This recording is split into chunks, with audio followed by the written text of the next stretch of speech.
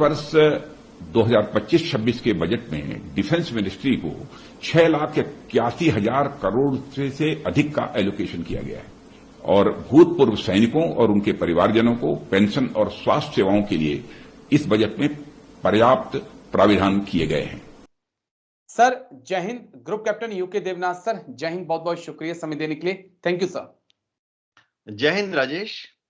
Thank you sir, आपने इतना कीमती समय दिया। दरअसल पिछले कल शनिवार को वित्त मंत्री निर्मला सीतारमण ने देश के सामने बजट पेश किया और तमाम हमारे अग्निवीर के भाई पूरे बजट को सुनते रहे, इस उम्मीद से सुनते रहे कि हमारे लिए भी कुछ ऐलान हो।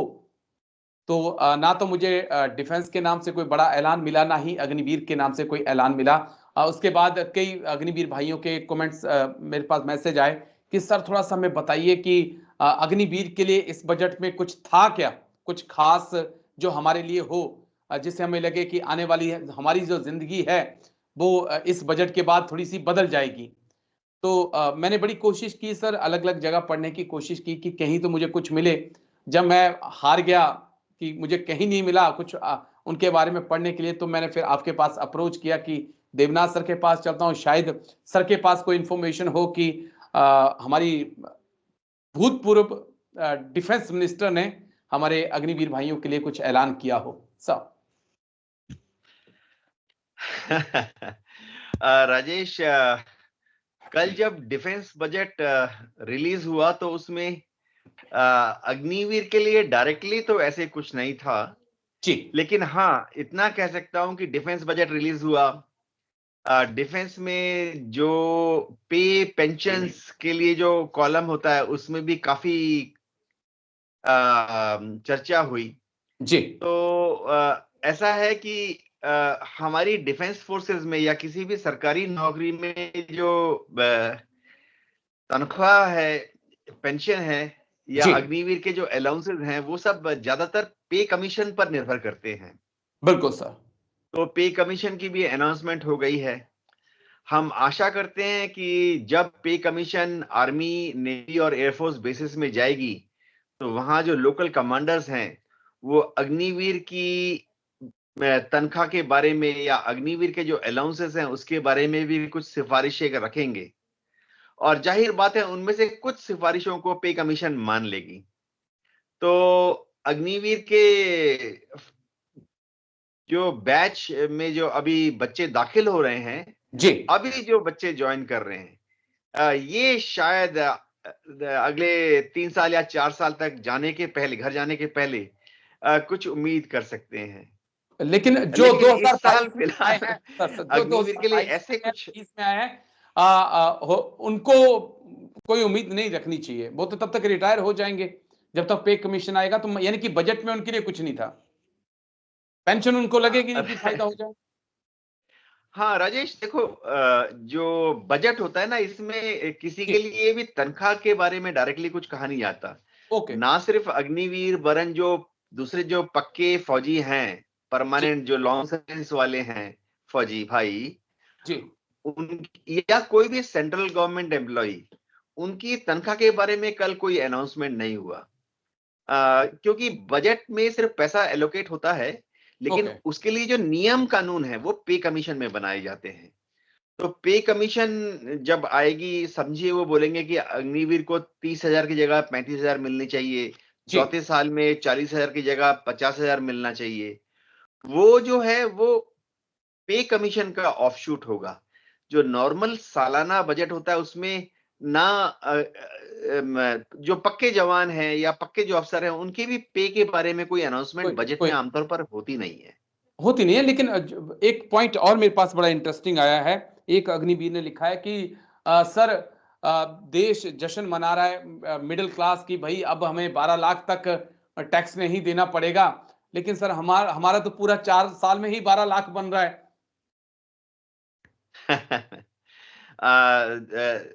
मैं मेरे अग्निवीर भाइयों के साथ ही हूं और भगवान से प्रार्थना करता हूं कि उनको जल्दी से जल्दी टैक्स के पक्का स्लैब किया में जाए, आए। प्रमोशन मिले ताकि वो जल्दी से जल्दी इनकम टैक्स ब्रैकेट में आ जाएं। फिलहाल जो अग्निवीर छोड़ के चले जाएंगे और सुना है कि उनको कुछ ऑन द जॉब ट्रेनिंग दी जाएगी, उनकी अपस्किलिंग की जाएगी। जी जो टेक्निकल अग्निवीर हैं, छोड़ने के पहले उनको एक टेक्निकल डिप्लोमा दिया जाएगा। तो ऐसी हालत में जब वो छोड़ के बाहर जाएंगे तो जाहिर बात है वो थोड़ा ज्यादा कमाएंगे, और मैं भगवान से प्रार्थना करता हूं कि वो इतना कमाएं कि जल्दी से जल्दी इनकम टैक्स ब्रैकेट में आ जाएं। जी चलिए, राजेश। ताकि वो भी इस जश्न में शामिल हों कि भाई अब 12 लाख तक टैक्स नहीं लगेगा, है ना। मैं तो कहता हूं कि कम से कम हम टैक्स देने के लिए तैयार हैं, हम मना नहीं कर रहे हैं, लेकिन हमें 12 लाख इनकम तो दीजिए। टैक्स देने के लिए हम तैयार हैं, 10% 20% भी दे देंगे, लेकिन हमें ऐसी जॉब दे दीजिए जहां 12 लाख हम कमा पाए। ये कुछ अग्निवीर के कमेंट्स आए और बहुत सीरियस हैं सर। कैश इन हैंड उनके पास 21,000 रुपया आ रहा है, तो अगर साल की भी बात कर लें सर तो 3 लाख रुपया भी बड़ी मुश्किल से बन पाता है। लेकिन अब मैं आपके पास आगे आऊंगा क्योंकि बहुत हंसी मजाक हो गया। अब सीरियस नोट पर मैं आपके साथ थोड़ी बातचीत करूंगा। 2024 में sir defence budget 6.22 lakh crore था, जो कि जीडीपी का 1.92% था। अब हम देख रहे हैं कि 2025 में बजट बढ़कर 6.81 लाख करोड़ हो चुका है, जो जीडीपी का 1.91 करोड़ परसेंट है। यानी कि 1% मार्जिन यहां पर हमने कम किया है, बढ़ोतरी की उम्मीद कर रहे थे। और इसमें भी अगर रेवेन्यू को हम कम कर दें और कैपिटल बजट को लें तो मुझे लगता है कि वो जीडीपी का सिर्फ 1.43 या 4% ही है, और हो सकता है कि उससे भी कम हो। मैं मोटा मोटा आंकड़ा आपके सामने रख रहा हूं। तो मेरी और आपकी चर्चा हुई थी डिफेंस को लेकर, एयरफोर्स को लेकर, और बहुत सारे लोगों ने उस चर्चा को सराहा, पसंद किया। तो अब मैं आपसे पूछना चाहूंगा सर कि देवनाथ सर इस डिफेंस बजट को 10 में से कितने मार्क्स देते हैं, और खुश हैं या दिल मांगे मोर अभी भी मांग रहा है कि कुछ और मिल जाता तो शायद ज्यादा अच्छा होता सर। राजेश, डिफेंस बजट में कुछ बढ़ोतरी हुई है। पिछले साल के तुलना में करीबन 9.5% बढ़ाया गया है। जी लेकिन अगर हम जो प्रिवेलिंग रेट ऑफ इन्फ्लेशन है जो कि 5% 6% है, तो डिफेंस बजट में जो एक्चुअल बढ़ोतरी है वो महज 3% की है। लेकिन राजेश, ये समझना पड़ेगा कि देखिए, कोई भी देश उसी तरह का आर्मी नेवी एयरफोर्स यानी फौज पाता है जो कि देश की जनता उससे उम्मीद कर रही होती है। जी अगर देश की जनता उम्मीद कर रही है कि हम पाकिस्तान से या चीन से हमारे देश की सुरक्षा करने में कामयाब हो जाएं, जी तो ये डिफेंस बजट चलो कमोबेश ठीक ठाक है। ओके लेकिन अगर देश की जनता चाहती है कि पाकिस्तान से हमला हो गया और चीन से हमला हो गया और दोनों ही देश एक साथ हमला कर रहे हैं, चलो हमला नहीं कर रहे लेकिन पाकिस्तान से लड़ाई हो गई और चीन पीछे से धमकियां दे रहा है, या चीन से लड़ाई हो गई पीछे से पाकिस्तान खतरनाक चालें चल रहा है, तो फिर ये डिफेंस बजट नाकाफी है। टू फ्रंट वॉर अगर हमें लड़ना है, एक साथ चीन और पाकिस्तान को के साथ लड़ाई करनी है, तो डिफेंस बजट बहुत ही नाकाफी है। एक और चीज राजेश मैं बताता हूं, हम बोलते हैं डिफेंस बजट। अगर देश की जनता, हमारी सरकार, हमारी जनता अगर चाहती है कि लड़ाई में हम थोड़ा दुश्मन को भी नुकसान पहुंचाएं, जी यानी हम दुश्मन के देश में भी 30 किलोमीटर 50 किलोमीटर 100 किलोमीटर घुस जाएं, उसको होल्ड करें, यानी हम डिफेंस फोर्सेस को अगर आक्रामक रोल के लिए इस्तेमाल करते हैं, ऑफेंसिव रोल के लिए इस्तेमाल करना चाहते हैं, तो फिर राजेश ये डिफेंस बजट काफी नहीं है। इस बजट से हम सिर्फ देश की थोड़ी बहुत रक्षा कर सकते हैं दो दो एडवर्सरीज से, ओके, लेकिन हम ये दुश्मन को सोचना कि नुकसान नहीं चीन की पहुंचा फौज को पाए। 50 किलोमीटर पीछे धकेल देंगे या पाकिस्तान की फौज को 30 किलोमीटर पीछे धकेल देंगे, इस डिफेंस बजट से वो संभव नहीं है। जी लेकिन कल मेरी एक एक्सपर्ट से बात हो रही थी, वो भी एयरफोर्स से ही ताल्लुक रखते हैं, नेवी वालों से भी बात हुई, कुछ इंडियन आर्मी के ऑफिसर्स रिटायर्ड जो हैं उनसे भी बातचीत हुई बजट को लेकर। तो उनमें से एक जो एक्सपर्ट थे पैनलिस्ट में मेरे, तो उन्होंने एक चीज कही कि देखिए बजट बेशक बोला कि जीडीपी का 3% ना हम कभी दे पाए, लेकिन भारत सरकार हमेशा डिफेंस के लिए दरवाजे खुले रखती है कि जब भी जरूरत पड़ी आपको जितना ज्यादा पैसा चाहिए होगा पैसा मिल जाएगा, आप हथियार खरीद सकते हैं, गोला बारूद खरीद सकते हैं। तो ये पॉइंट मेरे मन में स्टक कर गया और मैंने उनसे एक सवाल ये पूछा कि अब हमें अगर फाइटर एयरक्राफ्ट चाहिए होंगे उस वक्त, हमें F-16 चाहिए या राफेल चाहिए, या हमें उस वक्त MQ-9 या TV-2 ड्रोन जैसे ड्रोन उस वक्त चाहिए अर्जेंट, जिस प्रकार से हम देख रहे हैं तो रूस यूक्रेन जंग में भी, तो क्या हम जैसे बाजार में जाकर गोभी खरीदते हैं, प्याज खरीदते हैं, वैसे जाकर क्या हमारे पास पैसा सरकार ने दे दिया और जाके फ्रांस को दे दिए, ले पकड़ और हमें अब 6 राफेल दे दे या 6 स्क्वाड्रन राफेल के दे दे? इज इट पॉसिबल सर, ऐसा हो पाता है?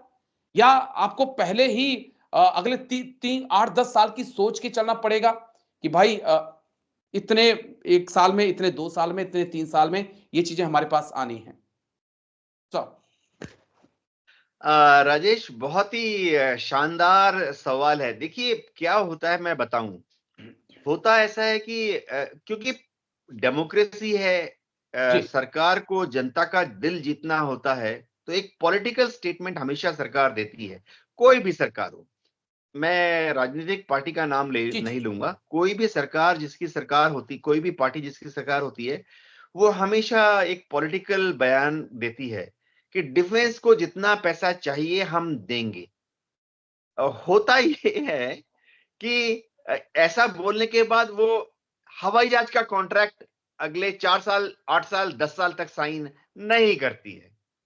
अगर हमारी नेवी बोल रही है कि सबमरीन चाहिए, तो सबमरीन का जो कॉन्ट्रैक्ट अगले साल साइन होना था, उसको अगले साल साइन ना करके कैसे कैसे कैसे करके सरकार उसको 2030 तक ले जाती है। तो सरकार हमेशा बोलती है कि डिफेंस को जितना पैसा चाहिए हम देंगे, लेकिन क्योंकि वो सबमरीन और 6 साल बाद डिले हो जी, गया।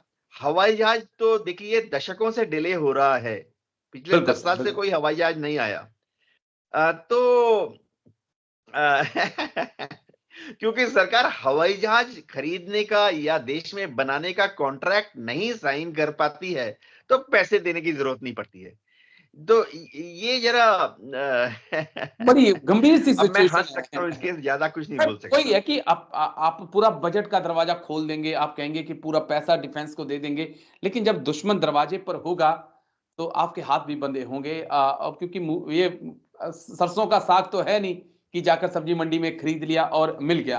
रही सर पैसे की बात, क्योंकि मैं थोड़ा सा हटकर बातचीत कर रहा हूँ, मैं किसी पॉलिटिकल पार्टी की बात नहीं कर रहा हूँ, लेकिन तमाम पॉलिटिकल पार्टीज अगर 5 साल, मेरा ये मानना है कि अगर 5 साल, सिर्फ 5 साल, जो लोकसभा से लोकसभा के बीच में 2 लोकसभा इलेक्शन और तमाम स्टेट के इलेक्शन में जो अपना चुनाव प्रचार है, होर्डिंग बोर्डिंग और उसकी रैलियां, ये सब अगर 5 साल के लिए सर उस पर कंट्रोल कर लेना और डिजिटल माध्यम से अपनी रैलियों को करें और ये तमाम जाम ना लगाएं, तो यकीन मानिए कि इंडियन आर्मी की जो रिक्वायरमेंट है, एयरफोर्स की जो रिक्वायरमेंट है और नेवी की रिक्वायरमेंट है, वो 5 साल के अंदर ही पूरी हो जाएंगी। इतना पैसा इस देश के चुनावों में फूंका जाता है।